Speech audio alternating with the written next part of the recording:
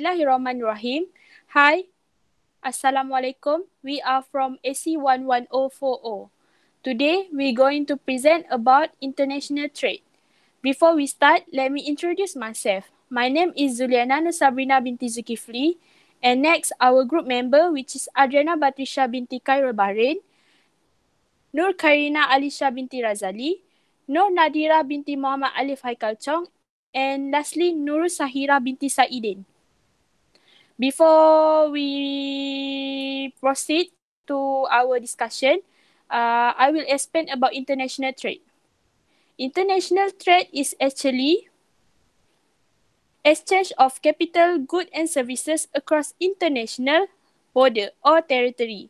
It is the exchange of goods and services among nations of the world.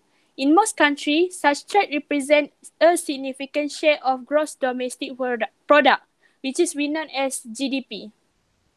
Okay, next I will pass to Khairina to explain about advantage of international trade. Thank you, Yana. So actually, there are a few advantages of international trade, since it will let us access to a world of opportunity. So one of the top advantage of international trade is that you are able to increase your number of potential clients. Each country you add to your list can open up a new pathway to business growth and increase revenues. So there's a national survey which called 2016 FedEx Trade Index. So this survey conduct among 1,004 small business leaders. And this survey conducted by Morning Consult. It shows that business leaders engaged in global trade say they are growing faster and hiring more employees than small business who stay stateside. So the report say that 65% small business that trade say their revenue increasing versus the other 45% of small business that do not trade.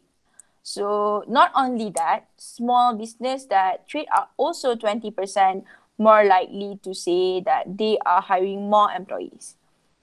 The other significant advantage of international trade is market diversification. So focusing only on the domestic market may expose you to increased risk from downturn in the economy. Political factor, environmental event, and other risk factor. So becoming less dependent on a single market may help you to mitigate potential risks in your core market. So those who add international trade to their portfolio may also benefit from currency fluctuation. So this might help in order to reduce the risk, like what I said before, when you becoming less dependent on a single market may help you to mitigate potential risk in your core market. So for example, in US dollar when US dollar is down, you may be able to export more as a foreign customer benefit from favorable currency exchange rate. You can also benefit from currency conversion. Let's say you do a business in Japan and the Japanese yen is strong against the US dollar. So your company profit from Japan will be in yen. But when you convert the payment in yen against a weak dollar, then that means more dollar for you. So this is a welcome boost to your bottom line. This alone could be one of the most valuable advantage of international trade. Thank you, Khairina. You have such a good point. Can you explain more about advantage of international trade? Other than that two advantage, the other important advantage of international trade is the division of a labor and the consequent specialization. Different regions are endowed with different type of productive agent. So it is to advantage of each nation or region to specialize in the production of those goods for which the affected equipment is most suited. So all of us know that when we are not specialized in the production of any product, but we still want to produce it. So it will cost us very much. So instead of add so much cost on the product, it is better for us to import the product from the other countries. For example, Britain are rich in iron ores and coal. Middle East countries are rich with oil resources, while Southeast countries are rich with tin and rubber. So as we can see, each country have their own specialization and different products. The countries are able to acquire commodities which they cannot produce locally due to the non-availability of factors of production, insufficient quantity, and due to high cost of production. So, countries which have a special advantage of one article can specialize in the production of that article and exchange it from another country which is eminently. That's all. Okay, next I will pass to Nadirah to share about a disadvantage of international trade. Thank you, Yana. So, one of the main disadvantages of international trade is the risk of proprietary. This is because when one company involved in an international trade, it will increase the risk of another business to steal the brand or marketing concept. The wider a product is distributed, the more likely that it may be illegally copied by a competitor. This can be in the form of proprietary information or market branding. With cross-country borders, it becomes very difficult for a company to prosecute. However, copyright in the US can help protect a company as long as the company where the product is sold has signed one of the international intellectual protection treaties. Some countries also have their own separate copyright and trademark protection that can be filed to protect companies selling products in their countries. A clear example can be seen in 2016 when one of the Chinese company was guilty of illegally exporting submarine parts from the US company to a Chinese university associated with the Chinese Navy. Well, I would like to ask Yana if you know some of the disadvantages of international trade. Sure, Nat. My point in disadvantage of international trade, number one is deflation of country reserve. Foreign trade may completely exhaust a country natural resources like coal and oil, which are irreplaceable. These goods are exported for the sake of profit, but the country suffer in the long run when their sources is dried up completely. Excessive export may exhaust the natural resources of a country in a shorter span of time than it will be otherwise. This will cause economic downfall of the country in the long run. Number two, there can be several exchange rate risks. Many businesses focus on emerging market for their product or services because it can greatly extend the lifespan of them.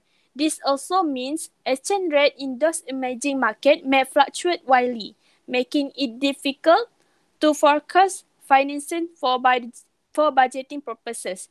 The value of asset and liability that are in foreign currency create the potential of brand and businesses become immediately less competitive overnight, resulting in a slight revenue losses.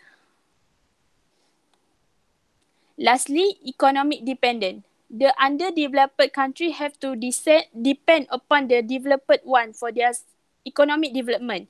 Such reliance often lead to economic exploitation. For instance, most of the underdeveloped countries in Africa and Asia have been exploited by European countries. Thank you, Yana. So I would like to share another point, which is there is also a disadvantage of credit risk. This is meant by the business firm need to consider the risk of non-payment when they start to operate in a world basis.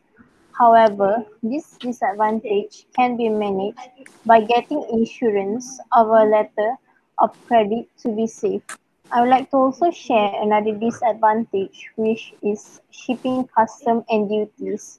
This by means the most of the destination countries' custom agencies charge extra fees on items shipped to them. While each government determines this assessment of duties and taxes differently, it is typically calculated on the value of product sent, which is inclusive of the item, insurance, plus the shipping. The item description may also affect this fees based on what it is made of or used of. In addition to the cost of the product, a company needs to understand what the end consumer will be charged by the international shipping company. This is sometimes referred to as the landed cost. Larger shipments sent through these carriers may not be cost-effective. Companies can seek freight forwarding companies to help make it more economical to handle the complicated documentation that is required. That's all from me. Adriana, can you explain to us how international trade help Malaysian economic growth? So basically, I'm going to explain on how international trade helps Malaysian economic growth. So firstly, it gives consumers a lot of choices and improve their standard of living. So some people are attracted to foreign countries' product and they want to try special things, and the quality is very good. And people tend, sorry, and people tend to buy strong branded products in cosmetics, handbags, perfumes, clothes, shoes, as they enjoy these things and they believe that this product will improve their standard of living. So firms in Malaysia, I'm sorry. So firms in Malaysia imported products from other countries to attract customers. They make the market more abundant as customers can choose and enjoy the product. Thus, their life is getting better. For example, a lot of products are imported in China as the prices are cheaper. So, next, it creates jobs opportunity. So, due to international trade, a lot of firms have invested in Malaysia and built some industries. Other than increasing the economic development, it also provides more jobs to our people. And international trade also gives opportunity for Malaysians to work at foreign countries such as Singapore, Thailand, Brunei, and so on for them to obtain more money. Thus, this decreases the unemployment rate in Malaysia and improve the economic growth in our country. Um, so say, other than that, as we know, quality is important for us as customers. For example, secret recipe, Starbucks, Baskin Robbins, bubble tea, and much more. Well, despite the price is high, the quality has won the customers, and as long as it satisfies the customers, they will buy the product. And it gives benefits to the local market to import technology, materials, and funds to improve the quality of a product. Thus, they can produce more and increase the economic growth of Malaysia. And last but not least, international trade brought greater mobility of resources such as laborers, capital, and goods. So basically, mobility means movement of factors of production from one productive activity to another. And international trade allows students and workers to go abroad too. For example, student mobility is important source of international trade in higher education. So after they return, they will bring new knowledge and new technology to make contributions to our country with the experiences and information that they have. So this help Malaysia economy to learn from other countries to improve our country. So that's all. Thank you, Adriana. Lastly, I will pass to Sahira to explain about does the trade protectionism in Malaysia enough to sustain the local businesses? Okay, thank you, Yana. Before I answering the question, you give to me, I would like to explain what is actually trade protectionism. Trade protectionism is a policy that protect domestic industry from unfair competition from foreign ones. It usually seeks to improve economic activity within a domestic, but may also be result of safety or quality concern. The motive of trade protectionism is actually to protect a nation's vital economic interests, such as its key industries, commodities, and employment workers. The common example of trade policy is such as import tariff, subsidies, product standard, quotas, and more.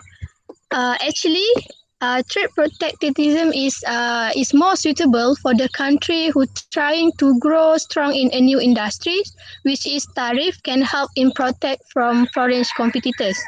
But it's for the long term result, it will weaken the industry because there is no competitors.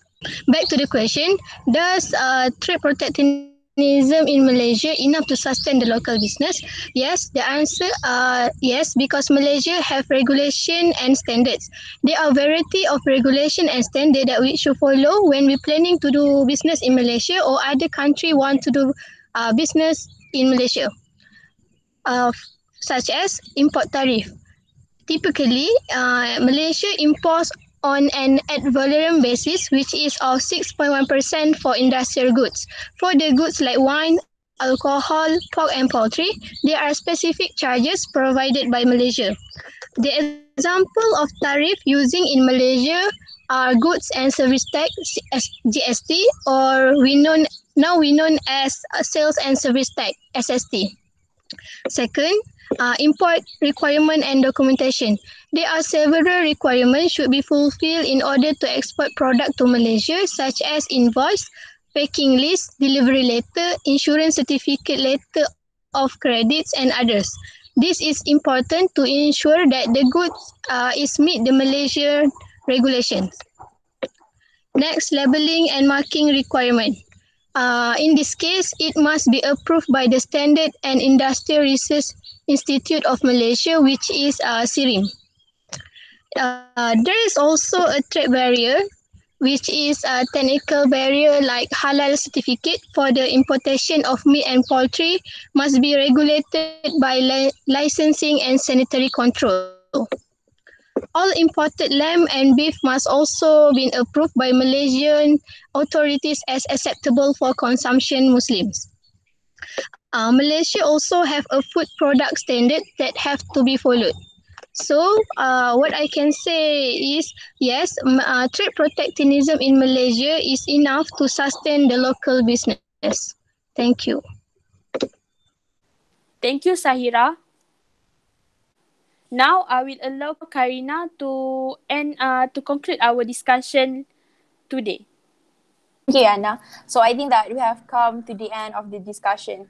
So we learned so many things about international trade in this discussion. Some of that are the advantage of international trade. We learned that international trade will increase revenue, while the disadvantage of the international trade is depletion of country reserve. We also learned how international trade help Malaysian economic growth by giving consumer a lot of choices and improve their standard of living. And lastly, we also learned that trade protectionism in Malaysia is enough to sustain the local businesses as Malaysia have their own regulation and standard. So by that, I would like to thank Madam Nur Samsina binti Kamsi for giving us an opportunity to conduct the discussion on national trade. So I think that's all from us. Thank you.